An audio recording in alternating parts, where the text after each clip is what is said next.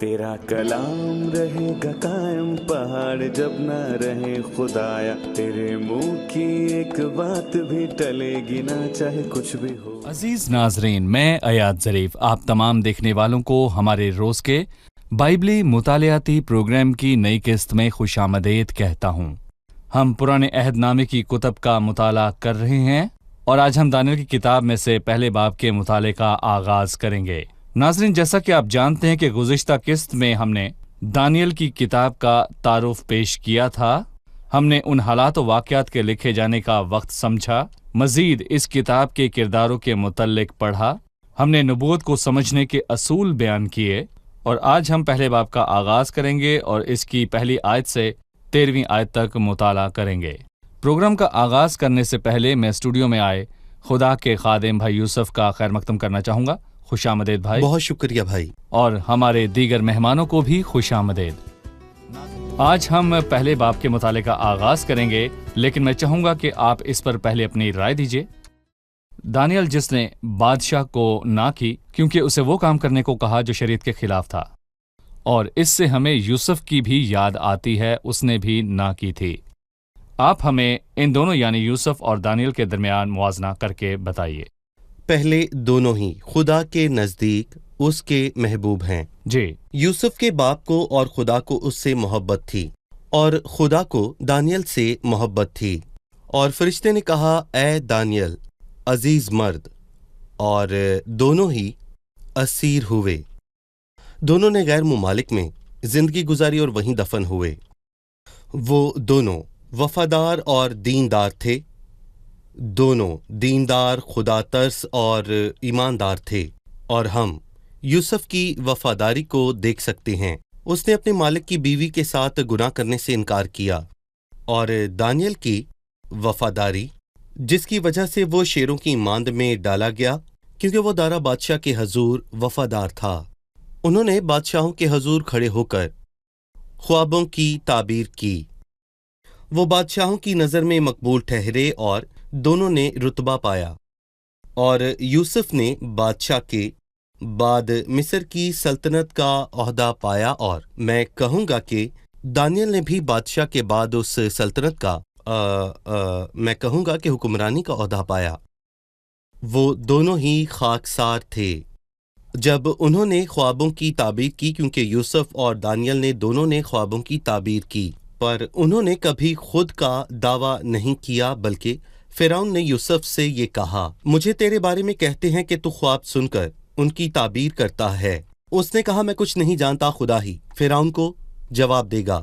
اور جب دانیل کو نبوکت نظر کا خواب معلوم ہوا تو اس نے کہا آسمان پر ایک خدا ہے جو راز کی باتیں آشکارا کرتا ہے، اور اس راز کا مجھ پر آشکار ہونے کی وجہ یہ نہیں کہ میں دوسروں سے بہتر ہوں، پر میں کہوں گا کہ بائبل مقدس میں ان کی ایک بھی غلطی کا بیان نہیں ہوا، اور امید ہے کہ ہم ان دونوں سورماؤں کی زندگی کے اختتام سے سبق حاصل کریں گے اور ان جیسا ایمان رکھیں گے۔ دونوں پر بائبل کی بات پوری ہوتی ہے۔ لکھا ہے یہ بات مجھ سے دور ہو کیونکہ وہ جو میری عزت کرتے ہیں میں ان کی عزت کروں گا۔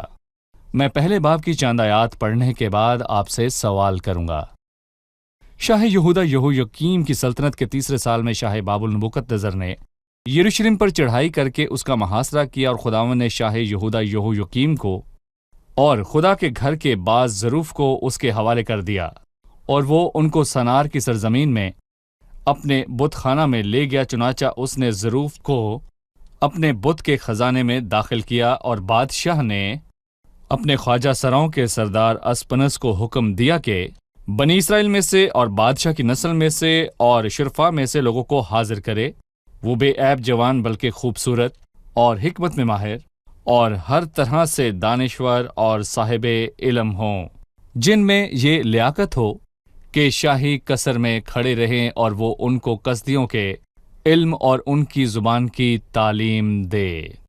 اور بادشاہ نے ان کے لیے شاہی خوراک میں سے اور اپنے پینے کی مے میں سے روزانہ وظیفہ مقرر کیا کہ 3 سال تک ان کی پرورش ہو، تاکہ اس کے بعد وہ بادشاہ کے حضور کھڑے ہو سکے۔ اور ان میں بنی یہودا میں سے دانیل اور حننیہ اور میسائیل اور عزریہ تھے، اور خواجہ سراؤں کے سردار نے ان کے نام رکھے، اس نے دانیل کو بیلتشجر اور حننیہ کو صدرک اور میسائل کو میسک اور عزریہ کو ابدنجو کہا۔ بھائی یوسف پہلی آیات سے واضح ہوا کہ اس نے وہ وقت بیان کیا جب یہودا کی اسیری شروع ہوئی۔ نبوکت نظر نے یہ خود کیا یا اس نے کسی اور کی مدد سے یہ کیا؟ جی بھائی یوسف۔ اس سے پہلے خدا نے یرمیہ کے وسیلے بہت بار تنبیہ کی، پر پھر عدالت کا وقت آیا۔ پر خدا کا طریقہ عمل ہے، اور خدا عدالت کرنے میں جلد بازی نہیں کرتا، بلکہ وہ تنبیہ کرتا ہے تاکہ ان کو توبہ کا موقع ملے، تاکہ خدا کی مہربانی سے لوگ توبہ کی طرف مائل ہوں۔ پر جب انسان نہ سمجھے تو عدالت آتی ہے، اور افسوس کہ ان پر عدالت آئی۔ اور دوسری آیت میں واضح طور پر لکھا ہے، اور خدا نے شاہ یہودا یہویکیم کو اور خدا کے گھر کے بعض ظروف کو اس کے حوالے کر دیا۔ افسوس، خدا کے گھر کے ظروف ایک بت پرست قوم کے بادشاہ کے حوالے ہوئے، اور اس سے بھی بڑھ کر وہ ان کو سنار کی سرزمین میں اپنے بت خانے میں لے گیا، جیسے دعویٰ کرتا ہو کہ میرے خدا نے اسرائیل کے خدا کو شکست دے دی۔ در حقیقت ایسا کچھ نہیں ہوا، اور اب ہم سیکھیں گے کہ زندہ خدا اس سلطنت کے ساتھ کیا کرتا ہے۔ یہ سب کچھ ان کی بے وقوفی سے ہوا۔ اور پھر میں یہاں پر یہ کہوں گا کہ بائبل مقدس میں یہ واضح طور پر لکھا ہے، غیر قوموں میں خدا کے نام پر کفر بکا جاتا ہے، کیونکہ خدا کے نام سے جاننے والوں نے اس سے بے وقوفی کی، اور جب ہم وفاداری اور دینداری اور استقامت میں نہیں چلتے تو ہم خدا کے نام کو شرمندہ کرتے ہیں، اور یہاں بھی ایسا ہی ہوا۔ اور افسوس، جب شاہ یہودا یہویکیم کو اس کے حوالے کیا تو خدا کے گھر کے ظروف بھی حوالے کیے جو وہ اپنے بت خانے میں لے گیا، اور جا کر اس کے بت خانے کے خزانے میں ان کو رکھا۔ نہ صرف ان ظروف کو اس کے حوالے کیا، وہ ان کے شاہی گھرانوں کے جوانوں کو بھی اسیر کر کے لائے۔ حزقیہ بادشاہ کو بتاتے ہوئے یسایہ نبی نے اس کی نبوت کی تھی، کیونکہ اس نے شاہ بابل کے بھیجے لوگوں کو اس گھر کی سب اشیاء دکھائی تھیں۔ ہمیں شاہی گھرانے کے جوانوں کے اسیر ہونے کے متعلق بتائیں۔ آپ نے بتایا کہ یسایہ کے 39ویں باب میں اس نے اس کی واضح طور پر پیشن گوئی کی، اور یسایہ نبی کے دور میں بابل ایک سلطنت نہیں تھی، وہ ایک چھوٹی ریاست کی حیثیت رکھتا تھا۔ اس وقت اسوریوں کے پاس اختیار تھا۔ خدا ہر چیز کو دور سے دیکھتا ہے، اور لکھا ہے جو ابتدا ہی سے انجام کی خبر دیتا ہوں۔ اور پھر لکھا ہے ایام قدیم سے وہ باتیں جو اب تک وقوع میں نہیں آئیں بتاتا ہوں۔ اور خداوند نے یسایہ 39ویں باب میں اس معاملے کا ذکر کیا، اور وہ یہاں پورا ہوا۔ لیکن میں کہتا ہوں کہ دراصل یہ بہت افسوسناک ہے۔ بے شک خداوند نے انہیں دشمنوں کے حوالے کیا، لیکن اس نے مہربانی کی اور ان کے ساتھ رہا۔ اور اس سے ہمیں آستر کی کتاب کی ایک چیز ظاہر ہوتی ہے۔ جی، خدا کہاں ہے؟ آستر کی کتاب میں خدا کے نام کا بھی ذکر نہیں ہوا۔ تو بھی کیا آستر کی کتاب میں خدا موجود ہے؟ جی، یا نہیں؟ ہر لفظ اور ہر جملے میں۔ بالکل، یعنی کہ خدا واقعات اور لوگوں اور ہر جگہ پر واضح طور پر موجود ہے، اور خدا ہمیشہ یہ ہونے دیتا ہے کیونکہ اختیارات اس کے پاس ہیں، اور وہ ہمیشہ قائم رہتا ہے۔ وہ ابدی بادشاہ ہے، کیونکہ حق تعالیٰ آدمیوں کی سلطنت میں حکمرانی کرتا ہے۔ اس نے ان کو اسیر ہونے دیا، پر ان کو چھوڑ نہیں دیا، اور اس نے فضل سے ایک بکیا کو چن لیا اور اپنے فضل سے اسے سنبھالا، اور اس کتاب میں ہم یہی پڑھیں گے۔ صحیح۔ آپ نے شاہی گھرانوں کے جوانوں کے متعلق بتایا۔ اس نے چوتھی آیت میں کچھ خوبیاں بیان کی۔ وہ بے عیب جوان بلکہ خوبصورت اور حکمت میں ماہر اور ہر طرح سے دانشور اور صاحب علم ہو، جن میں یہ لیاقت ہو کہ شاہی قصر میں کھڑے رہیں۔ ان جوانوں کے اخلاق کے متعلق آپ کی کیا رائے ہے، وہ ہمیں بتائیں۔ غور کریں کہ اس نے کہا کہ شرفا میں سے بے عیب جوان، یعنی کہ بے عیب جوان سے اس کے معنی واضح ہوتے ہیں، یعنی کہ ان میں کوئی جسمانی نقص نہ ہو، مثال کے جسمانی طور پر صحیح مہنگا نہ ہو۔ در حقیقت ان جوانوں میں ایک ایسی چیز ہے جو نبوکت نظر اور خواجہ سرا کے سردار نے نہ دیکھی بلکہ خدا نے دیکھی، جی۔ اور ہم باب کے بقیہ حصے میں دیکھیں گے کہ انسان ہوتے ہوئے ہم یہ نہیں دیکھتے کہ ظاہری عیب نہ ہوں، اور دوسروں کے باطن کو نہیں سوچتے عیب دار صحیح۔ ہیں یا ناپاک۔ پطرس رسول نے لوگوں کے بارے میں یہ بات کی، اور ایسا نہیں کہ ان کے درمیان کوئی عیب نہ تھا. جی ان نوجوانوں میں ایسا کچھ نہ تھا. بے عیب جوان بلکہ خوبصورت، یہ ظاہری وضع قطع ہے. اور یوسف اور دانیل دونوں کے لیے یہی کہا گیا ہے. در حقیقت یوسف اور دانیل کے لیے اس سے بھی کہیں زیادہ لکھا گیا ہے، صرف ظاہری وضع قطع کا بیان نہیں.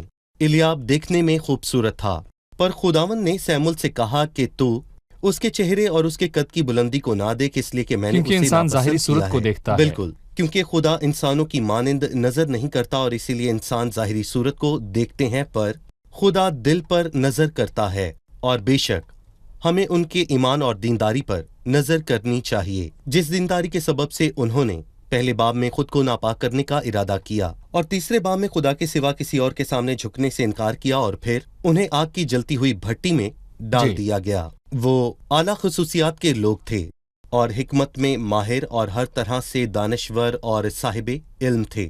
در حقیقت وہ کلام مقدس سے واقف تھے، صحیح. اور یہ علم کا شروع ہے. اور بہترین بات یہ ہے کہ انسان خدا کے کلام کو جانتا ہے. لہذا جسمانی لحاظ سے بے عیب، ظاہری وضع قطع میں اچھے، حکمت میں ماہر اور صاحب علم، اور روحانی طور پر اچھے، خدا کی شریعت کا علم رکھنے والے اور خدا کی شریعت کو ماننے والے. دیکھیں بھائی، میں کہوں گا کہ یہ اسیروں میں سے سینکڑوں بلکہ ہزاروں ایسے لوگ تھے، لیکن خدا کی نظر میں ایسی روحانی خصوصیات رکھنے والے 3 یا 4 لوگ ڈھونڈنا دراصل کسی کے لیے بھی آسان نہیں ہوگا، کیونکہ وہاں 3-4 لوگ ہی خدا کی نظر جی. میں مقبول تھے. ان کا تعلق شریعت سے تھا. بالکل. ٹھیک ہے. 8ویں آیت ہے، لیکن دانیل نے اپنے دل میں ارادہ کیا کہ اپنے آپ کو شاہی خوراک سے ناپاک نہ کرے. اس نے بادشاہ کے کھانے کو ناپاک کیوں سمجھا؟ اس نے بادشاہ کے کھانے کو ناپاک جانتے ہوئے اسے کھانے سے انکار کیوں کیا؟ کیونکہ اس میں دانیل کم سے کم 2 چیزوں میں ٹھوکر کھاتا ہے. وہ گوشت اکثر ان کے بتوں کے حضور پیش کیا جاتا تھا، اور یقیناً ایک دیندار یہودی کے طور پر وہ بتوں کو دیا کھانا نہیں کھا سکتا. یہ پہلی چیز ہے. اور دوسری چیز کہ احبار کے 11ویں باب میں شریعت کے مطابق ہم جانتے ہیں کہ کچھ ایسے جانور ہیں جن کا گوشت کھانا روا ہے اور کچھ ایسے جانور ہیں جن کا گوشت کھانا روا نہیں ہے. اسی طرح مچھلی اور پرندے ہیں. کچھ چیزوں کی اجازت ہے جبکہ باقیوں کی ممانعت ہے. لکھا ہے پاک ہونے کے لیے پاک ہو. اور وہ غیر اقوام شریعت میں احبار کے 11ویں باب کو نہیں مانتے تھے. وہ کوئی بھی جانور یا پرندہ یا پھر کوئی بھی مچھلی لے کر کھانے میں استعمال کر لیا کرتے تھے، اور دانیل کو کھانے سے پہلے ہر بار سوال کرنا پڑتا. اس نے فیصلہ کیا کہ وہ ان کو چھوڑ کر صرف ساگ پات کھانے کا فیصلہ کرے گا تاکہ وہ خدا کے حضور ناپاک نہ ٹھہرے. اور میں کہوں گا کہ آج بھی یہودی حلال اور حرام میں فرق کرتے ہیں، لیکن خدا کا شکر ہو کہ آج مسیحت میں یہ نہیں. لکھا ہے جو کچھ قاسبوں کی دکانوں پر بکتا ہے وہ کھاؤ، اور دینی امتیاز کے سبب سے کچھ نہ پوچھو، کیونکہ زمین اور اس کی معموری خداوند کی ہے. پر یہودیوں کے پاس شریعت تھی، دانیل ریت کی خلاف ورزی کرنا نہیں چاہتا تھا. اور بائبل مقدس میں لکھا ہے شاہی خوراک مطلب اچھا کھانا، اور جو کچھ بادشاہ کے محل میں پکتا اچھا اور مزیدار ہوتا. اور آج کل کی زبان میں ہم اسے 7 سٹار کا کھانا کہہ سکتے ہیں، یا پھر اس سے بھی بڑھ کر. ساری مملکت اس کے حکم کے تابع تھی، اور لذیذ کھانا ہونے کے باوجود انسان اس سے ناپاک ہوتا. اور آج کل کے دور میں بھی ہمیں بہت سی چیزیں جو بہت لذیذ ہیں کھانے کو ملتی ہیں، لیکن وہ ہمیں ناپاک کرتی ہیں. پر ہمیں ایسے سورماؤں کی پیروی کرنی چاہیے تاکہ ہم ان چیزوں سے دور رہیں. ہم اپنے ناظرین کو واضح کرنا چاہتے ہیں کہ یہودی شریعت میں کچھ کھانوں کو کھانا اور نہ کھانے کی اجازت کا تعلق رسمی پاکیزگی اور ناپاکی سے تھا. اس کا انسان کی ابدی زندگی اور خدا کے حضور قبول ہونے سے کوئی تعلق نہیں. جو چیز منہ میں جاتی ہے وہ آدمی کو ناپاک نہیں کرتی. میں اس ترتیب پر غور کرنا چاہتا ہوں جو نبوکت نظر 3 سال تک ان کو دینا چاہتا تھا تاکہ وہ کسدیوں کی زبان اور ان کے علم کو سیکھ جائیں. اس کے علاوہ اس نے ان کے نام بدلے. اس نے دانیل، حننیہ، میسائیل اور عزریہ کے نام تبدیل کیے. اس ترکیب پر اپنی رائے دیں. وہ ان کی زبان اور ان کے ناموں کو کیوں بدلنا چاہتا تھا؟ ان کے پرانے اور نئے ناموں کے کیا معنی تھے؟ جی، نبوکت نظر ان کو ان کے اصل سے مکمل طور پر جدا کرنا چاہتا تھا، بلکہ وہ یہ چاہتا تھا کہ وہ سب بھول جائیں جو ان کو ان کے خدا کی یاد دلاتا ہے اور یہ کہ وہ خدا کے لوگ ہیں تاکہ وہ مکمل طور پر بھول جائیں، سو اس نے 3 چیزوں کو بدلنا چاہا۔ پہلی چیز جو نبوکت نظر بدلنا چاہتا تھا وہ ان کی عبرانی زبان تھی جس میں شریعت اور توریت لکھی ہوئی تھی، اور ہم جانتے ہیں کہ جب وہ واپس آئے تو وہ زبان بھول چکے تھے، اور اسی لیے عزرا اور نہمیہ کی کتاب میں جب شریعت ان کے پاس جاتی تھی تو ان کو سمجھانے کے لیے ترجمے کی ضرورت پڑا کرتی تھی۔ بادشاہ دانیل کے لیے یہی چاہتا تھا، لیکن دانیل روزانہ کی بنیاد پر صحیفوں کو عبرانی زبان میں ہی پڑھا کرتا تھا۔ دوسری چیز، وہ ان کے ناموں کو بھی بدلنا چاہتا تھا کیونکہ ان کا تعلق خدا سے تھا۔ دانیل کا مطلب ہے کہ خدا میرا منصف ہے، اور خدا سا کون ہے؟ عزرا یعنی خدا ہماری مدد، اور حننیہ خدا شفقت اور خدا رحم ہے، پر وہ چاہتا تھا کہ وہ لوگ یہ سب بھول جائیں اور ان کو نیا نام دے جن کا تعلق ان کے بتوں سے ہے۔ ان کے پرانے ناموں میں خدا کا نام خدا شامل سے تھا۔ تعلق تھا، اور اب نئے ناموں میں بتوں کے نام بھی شامل تھے۔ اور میں یہاں پر یہ بھی کہوں گا کہ یہاں تک کہ ابلیس بھی ہمارے ناموں کو بدلنا چاہتا ہے۔ اب ہم اسی طرح کے سماج میں رہتے ہیں کیونکہ ابلیس اب بھی اس دنیا کا سردار ہے۔ دیکھیں آج اسکولوں میں کیا سکھایا جاتا صحیح۔ ہے، عرب ممالک میں بھی بلکہ مغربی ممالک میں بھی سب بچوں کو اسکول میں یہی سکھایا جاتا ہے تاکہ وہ اپنے حقیقی خدا کے نام کو ہی بھول جائیں۔ وہ چاہتے ہیں کہ وہ اپنے خدا کے نام کو بھول جائیں، اسی لیے وہ لوگوں کی زبانوں کو تبدیل کر کے ان کو ایک ہی زبان سکھاتے ہیں تاکہ وہ اپنے خدا کے نام کو بھول جائیں۔ اور آج کے میڈیا کے اثرات پر غور کریں، ہمارے بچوں کی زبان پر اس کا اثر دیکھیں۔ آج کل کے میڈیا کی وجہ سے بچوں کے الفاظوں پر غور کریں۔ یہ بائبل مقدس کی زبان نہیں ہے، در حقیقت یہ اس دنیا کی زبان ہے، اور لوگوں کی سوچ یہ ہے کہ یہ محدود اثرات ہیں، لیکن یہ تباہ کن ہیں۔ ابلیس ان سے واقف ہے، اور اسی لیے ابلیس نے دانیل کے پہلے باب میں اس زبان میں ان ناموں کو تبدیل کیا جن سے خدا کا تعلق تھا، اور بالآخر ان کو لذیذ کھانے دیے۔ یہی نہیں بلکہ میں کہوں گا کہ اس نے ان کے کھانے پینے میں دخل دیا، اور یہ شاندار لوگ دلیر اور کلام مقدس کے مطابق بہادر لوگ تھے۔ بھائی یوسف، آپ نے بہت ہی سنگین موضوع پر بات کی ہے۔ آج کے دور میں علم اور میڈیا کے ذریعے جو بھی ہو رہا ہے وہ اس لیے ہو رہا ہے کہ ہمیں خدا سے دور کریں تاکہ مسیح کو انسانوں کی سوچ و خیال سے دور رکھ سکیں۔ صحیح۔ یعنی کہ ہر سطح پر وہ یہ چاہتے ہیں۔ ہم والدین کو ایک پیغام دینا چاہتے ہیں۔ پرانے عہد نامے میں خداوند نے والدین کو حکم دیا کہ اپنی اولاد کو بتائیں کہ خدا نے ملک مصر میں ان کے ساتھ کیا کیا، فسح کے برے کے متعلق بتائیں۔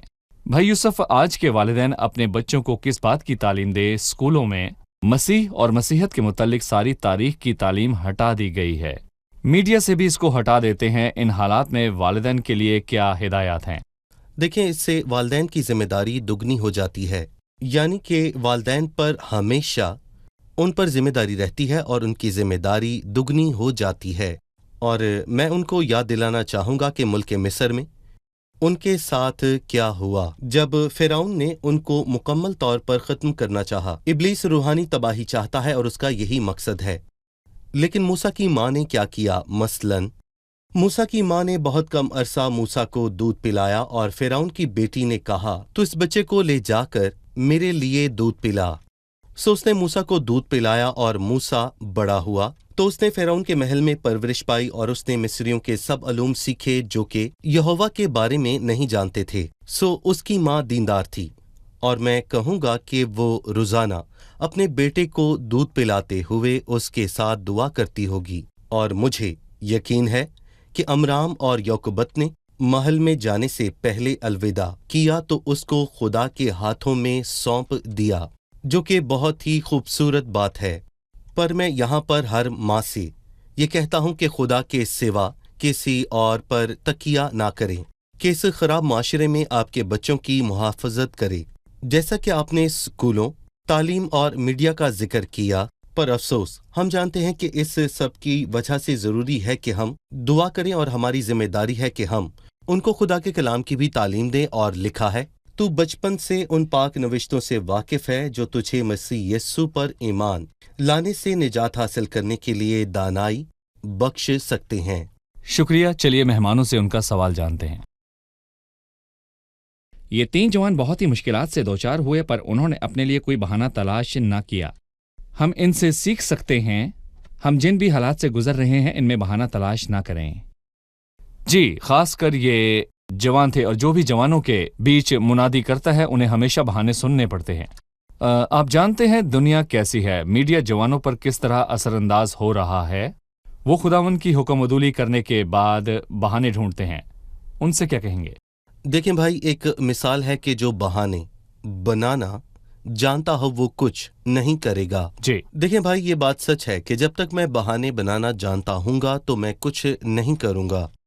इन जवानों ने कोई उज़र तलाश नहीं किया, हालांकि वक्त गुजर चुका था और मूसा के बाद हजारों साल गुजर चुके थे। वो इतना वक्त गुजरने के बाद मूसा की तालीम को क्यों थामे रखते?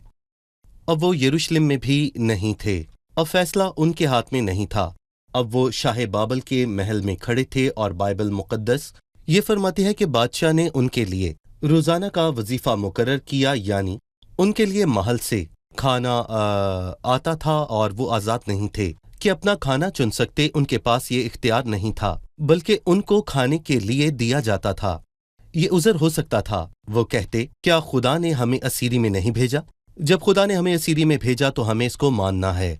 पर बाइबल मुकद्दस हमें ताबेदारी सिखाती है, और दानियल के पास बहुत से उज़र थे, और अगर वो ऐसा करता तो आज हम उसके बारे में ना सीखते, बल्कि मैं कहूँगा कि दानियल की किताब बाइबल मुकद्दस में ना होती। और उसका पहला कदम पहले बाब की 8वीं आयत में है। लेकिन दानियल ने इरादा किया कि वो अपने आप को शाही खुराक से और उसकी मैं से जो वो पीता था नापाक ना करे, और जो वफादार हो वो कम से कम उसमें वफादारी जाहिर करे। और अगर दानियल उस वक्त वफादार ना होता तो वो खुदा को ना सुनता, और वो भी बाकी असीरों की मानंद सब कुछ करता। खुदावंद उसकी भी मदद करता, पर उनको कोई भी रूहानी असर ना होता क्योंकि वो वफादार ना थे, जो कि जरूरी था।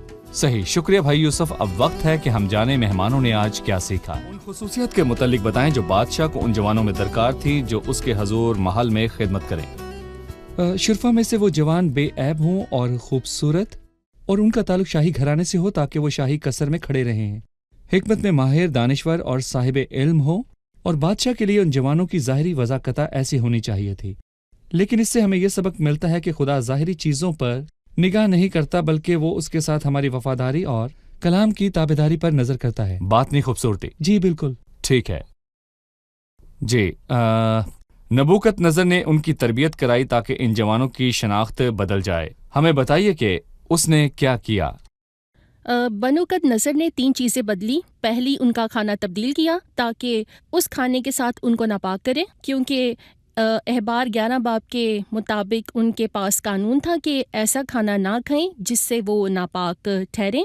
और दूसरा, उसने उनके नाम तब्दील किए। उनके नामों का ताल्लुक खुदा से था, सो उसने उनके नाम तब्दील कर कर अपने खुदाओं पर रखे ताकि वो भूल जाएं कि वो अपने खुदा के लोग हैं।